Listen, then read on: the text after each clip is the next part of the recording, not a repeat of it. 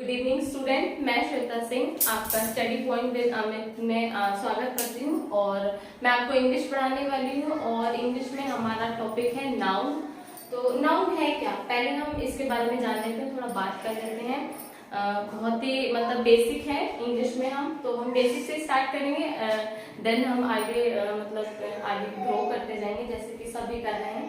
तो नाउन का डेफिनेशन है, a noun is a name of person, place और थिंग। मतलब किसी भी प्राणी, वस्तु, जगह के नाम को हम संज्ञा कहते हैं। ठीक है, तो हम पहले डेफिनेशन देखते हैं, उसके बाद हम बात करेंगे।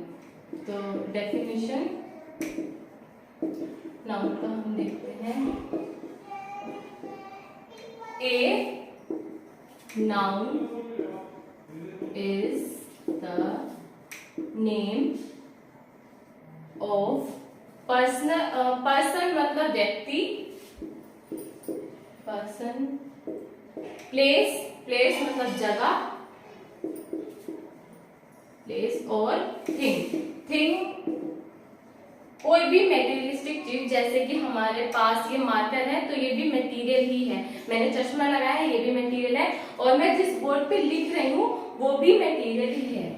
ठीक है, तो इसके एग्जाम्पल क्या हो सकते हैं, मतलब जैसे हम पढ़ रहे हैं नाउन, तो हमें पता होना चाहिए कि नाउन में एग्जाम्पल हम क्या देख सकते हैं। तो आप ऐसी कोशिश करो कि जो हमारे आसपास, जो हमारे अराउंड में चीजें हम देख सकते हैं, आप उनसे रिलेट करने की कोशिश करो कि क्या हो सकता है। मतलब जो हम पढ़ रहे हैं हमें पता तो होना चाहिए ना कि हम क्या पढ़ रहे हैं। तो जैसे कोई भी टेबल एक नाउन है, ये एक मटेरियल है। ठीक है, चेयर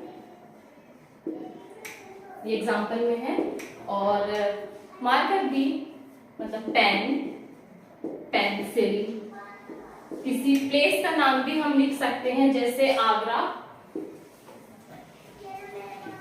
और मैं मुरादाबाद से हूं तो हम मुरादाबाद ही लिखते हैं, मुरादाबाद। ठीक है, तो ये हमारे एग्जाम्पल है नाउन के।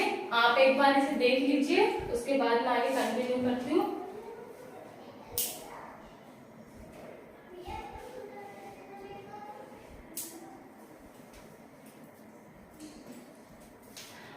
चलो, आपने सबने देख लिया होगा। ठीक है, हम इसे रब करेंगे।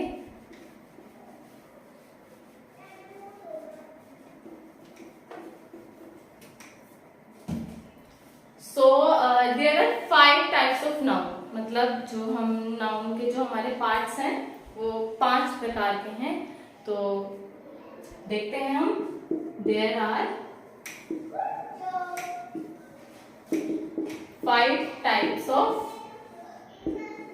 नाउन।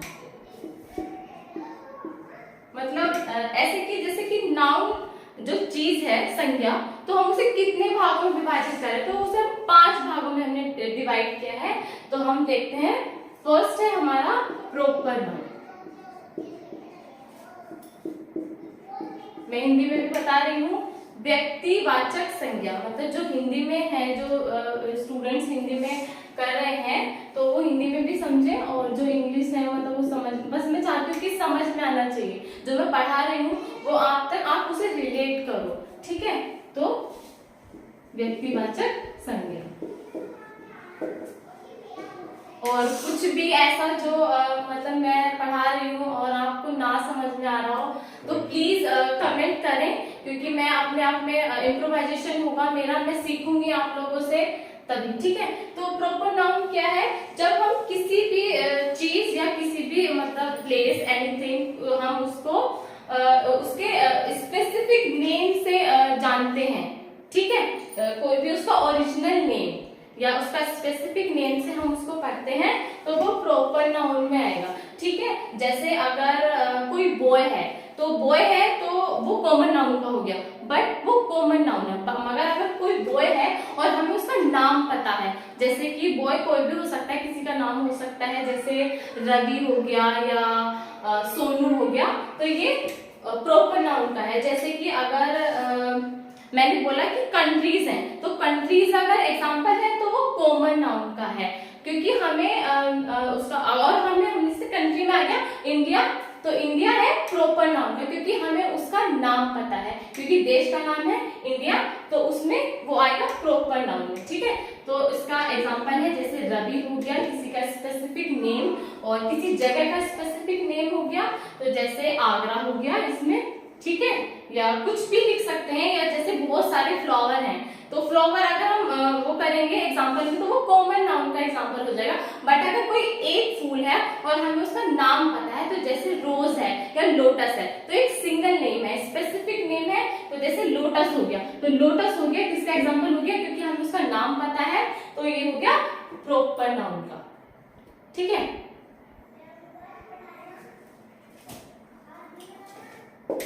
और फिर आप लोग देखिए इसे, फिर मैं बताती हूँ, फिर दूसरा पढ़ेंगे।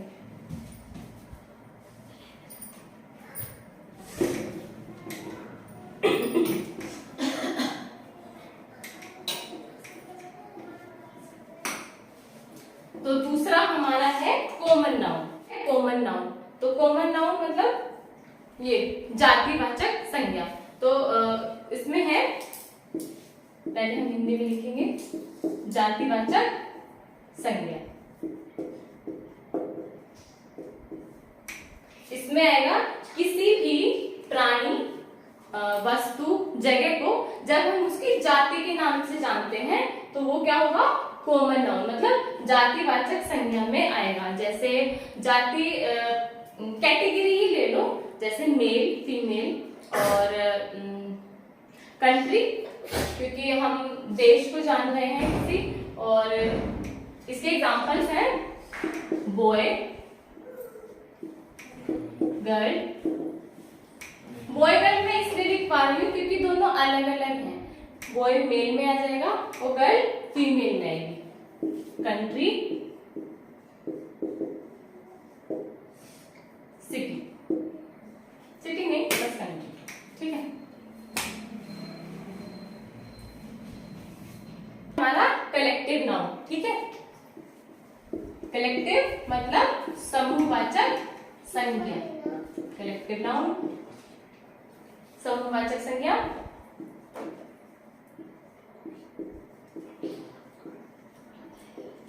समूहवाचक संज्ञा, तो किसी भी प्राणी, व्यक्ति, वस्तुओं के समूह को, मतलब ग्रुपिज्म, मतलब चीजें जो समूह में होती हैं, जैसे अंगूर का गुच्छा हो गया, या बंडल स्टिक्स होते हैं ना, वो हो गई, या जो बहुत कोई भीड़ इकट्ठा हो रही है और कुछ लोग समूह बना के खड़े होते हैं, ग्रुपिज्म में खड़े होते हैं, वो। ठीक है, तो ये जो कलेक्टिव नाउन के एग्जांपल्स हैं, जैसे बंच ऑफ ग्रेप्स।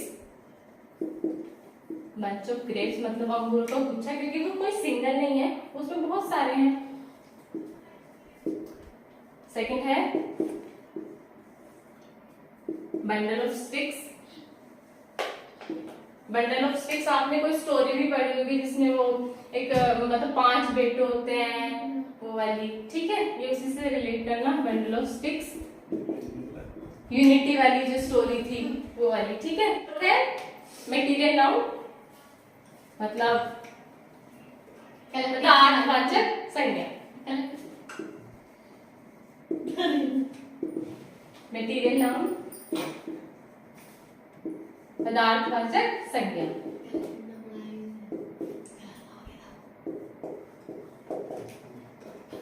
अब मटेरियल तो सब जानते हैं मटेरियल क्या होता है, क्योंकि आसपास हम सब कुछ मटेरियल से ही हम मतलब घिरे हुए हैं।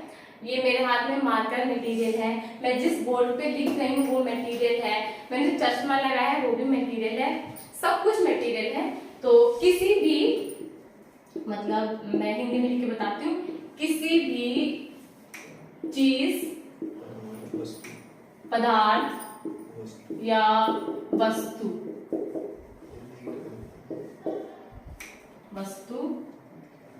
जो हम छू सकते हैं, या जिससे हम कोई भी चीज बना सकते हैं, क्योंकि ऐसा है कि जैसे मटेरियल में सीमेंट भी है, या मटेरियल में कंक्रीट भी आ रही है, सब में, तो किसी भी चीज से हम किसी भी चीज को बना सकते हैं, वो भी मटेरियल है। वस्तु को मटेरियल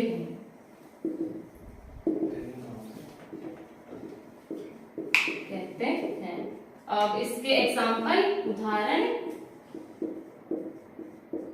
अब उदाहरण मैं पहले बता चुकी हूँ, मेरा चश्मा भी मटेरियल है, मेरा मार्कर भी मटेरियल है और बोर्ड भी मटेरियल है, ठीक है। तो पेन, पेंसिल, चेयर, और टेबल। मेरे रूम में फैन चल रहा है तो फैन भी मटेरियल है। मतलब मटेरियल का ये है ना, हम आसपास, हमारे आसपास मोस्ट ऑफ द जो चीजें हम देख पा रहे हैं वो सब मटेरियल ही है, ठीक है।